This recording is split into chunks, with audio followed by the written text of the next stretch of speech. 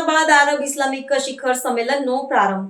કતારની રાજધાની દોહામાં ગત સપ્તાહે થયેલા ઇઝરાયેલી હવાઈ હુમલાના પગલે આરબ અને ઇસ્લામિક દેશોના નેતાઓ આજે સોમવારે એક તાકીદના શિખર સંમેલન માટે એકત્રિત થયા છે. આરબ લીગ અને ઇસ્લામિક સહયોગ સંગઠન OIC દ્વારા સંયુક્ત રીતે આયોજિત આ સંમેલનનો મુખ્ય ઉદ્દેશ કતાર સાથે એકતા પ્રદર્શિત કરવાનો અને ઇઝરાયેલની કાર્યવાહી સામે એક મજબૂત અને સંયુક્ત પ્રતિસાદ તૈયાર કરવાનો છે.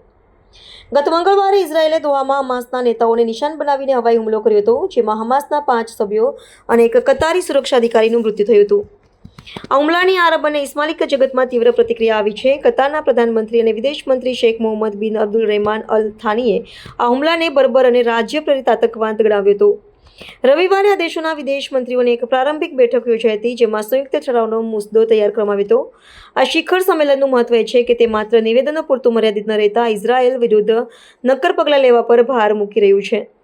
આરબ લીગના મહાસચિવ અહેમદ અબ્દુલ ઘેતે જણાવ્યું હતું કે આ સંમેલન એવો સ્પષ્ટ સંદેશ આપે છે કે કતાર એકલું નથી. મુસદ્દા ઠરાવમાં ચેતવણી આપવામાં આવી છે કે ઇઝરાયેલની આક્રમક કાર્યવાહી પ્રદેશમાં શાંતિની સંભાવનાઓ અને આરબ દેશો સાથેના સંબંધોને સામાન્ય બનાવવાનો પ્રયાસો માટે ગંભીર ખતરો છે.